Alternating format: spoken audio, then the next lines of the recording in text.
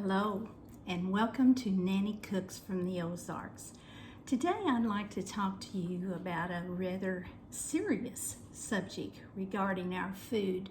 A few weeks ago, a high school friend of mine by the name of Dorothy asked me if I could have some videos of food that was diabetic friendly. Dorothy has diabetes along with some other health problems. I have a sister that has diabetes. So today I would like to focus our attention on eating with health issues. You know, the way we eat anymore has changed a lot. And I want to give a disclaimer right off the bat. I am no expert on the science of nutrition, but I have taught healthy eating classes for a number of years, and we concentrated on limiting processed food and foods with additives and preservatives. But now I would like to change the focus more to healthy eating when you have health issues. Now, I don't know if you all have noticed, but the number of and the amounts of serving that we have today is a lot different than we used to have. This is a 9-inch plate, which is what is recommended by the Dietetic Association. This used to be the size of most all plates, but today our plates are larger. Look at the comparison of these. How much larger our plates are, and we think we have to fill them full. And if you've noticed, when you go out to eat anymore, the portion size are much larger. A lot of times my husband and I split a meal because it's just so much food. But the Dietetic Association recommends that you mark your plate off like I've got it here, and the half of your plate should be non-starchy vegetables. That's things like cabbage, carrots, salads, green beans, broccoli, and cauliflower. Then a fourth of your plate should be carbohydrate foods. That could be like whole grains or starchy vegetables. You know, there is a difference in vegetables. Starchy vegetables examples are potatoes, peas, beans, fruits, and even some yogurts. And then the final section should be our protein foods. And of course, our protein, for the most part, is our meat dishes, chicken and turkey. It could also include beans. And they also recommend that we stay away from the sugar drinks and drink water as much as possible. And of course, there's always the thing, the dirty word, exercise. They recommend that everyone gets an ample amount of exercise. So today I've got 3 different recipes for you that are dietetic friendly, or even those with heart issues or high blood pressure. One of the things that would be good to eat healthy would be hummus. Hummus is made from beans, and I have a recipe here today that is made with garbanzo beans. And this recipe only requires either a food processor or a blender, or you could mash it by hand if you wanted to. This recipe has a can of garbanzo beans, 2 cloves of garlic minced, 1/4 of a cup of lemon juice, and some cayenne pepper, that's to taste if you like a little kick to it, and a tablespoon of sesame tahini, or alert here, you can replace peanut butter for the tahini, because sometimes tahini is hard to find in the grocery store. And instead of having this hummus with chips or any kind of breads, try vegetables instead. It's really good, and it's good for you too. So that's our first recipe I have for you today.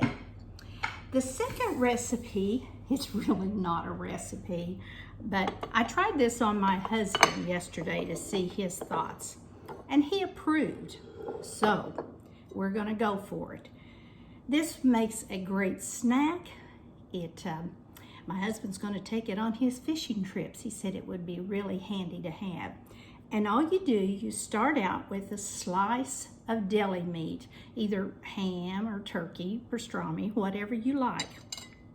Top that with a piece of cheddar cheese. You can use the sharp cheddar cheese or the mild cheddar cheese. And then the kicker here is a dill pickle spear. Now I had these dill pickle spears, and they were kind of large, and since there is quite a bit of salt in dill pickles, I cut the spear in two so it wouldn't be quite as large. All you do is stack these up, and then you roll it up, and you have a snack, a really good snack, one that my husband totally approved of. He said it was crunchy and it was tasty. So you might try this sometime for a little change. Now the third recipe I have today is a potato salad. And you think, oh, a potato salad, I don't know that that's healthy. But this potato salad is healthier than some others. Now what I have done here, I have cubed and cooked 4 cups of potatoes. I've added 2 ribs of celery, cut fine, 1/3 cup of chopped onions, 1/3 cup of relish. Now, what I use sometimes is dill relish instead of the sweet relish, because there's not as much sugar in the dill relish. So today I have used half and half dill and half sweet, totaling 1/3 cup. So that's all of this. And the last thing I'm going to add is 2 boiled eggs. Now then, a little hint here, if you have never chopped eggs with a pastry blender, you've missed something. This really chops them fine and with very little effort. So that's all of our dry ingredients. Then to this, we have our liquid ingredients that we mix together.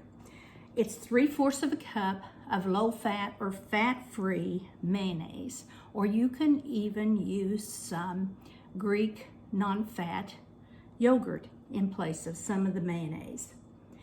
It has a tablespoon of ground mustard, a 1/2 teaspoon of salt, a 1/2 teaspoon of celery seed, and 1/8 teaspoon of pepper. And I mix that all together, and then I'm going to combine the two.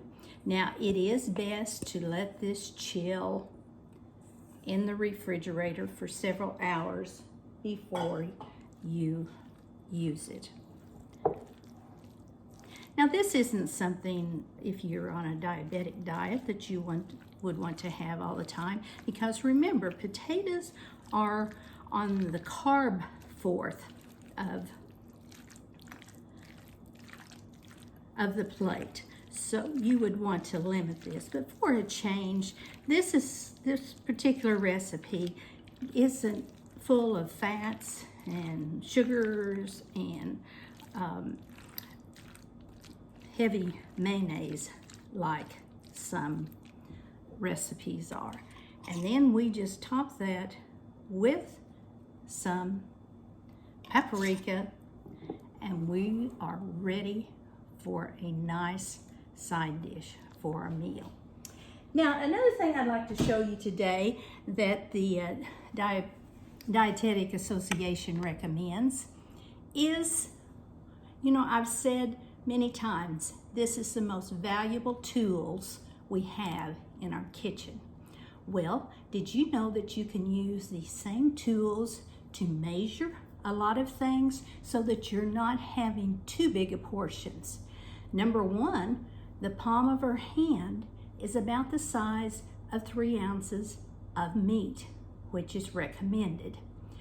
Number two, our thumb from the tip to where it meets the hand is about the serving of 1 serving of cheese. And number three, if we make a fist with our hands, this is about 1 cup. So that would be about the amount of fruit that you would want to have. Now, if you leave your palm open, this is about the size of 1 to 2 ounces of nuts or pretzels that you might have for a snack. Instead of just repeatedly sticking our hand down in that pretzel sack and not having any idea how much we have eaten. Okay, from your tip of your thumb to the first joint is about 1 tablespoon. So if you're putting sugar in coffee or something like that, that would be about 1 tablespoon. But better than that, on your index finger, from the tip of your index finger to the first joint is about 1 teaspoon. And that would be better than putting a tablespoon of sugar in something.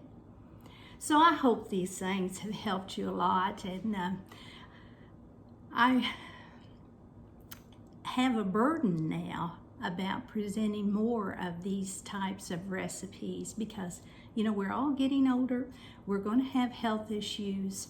So let me know of things that you do, or if you have diabetes or other health issues, and things that you do that could help some of our other viewers.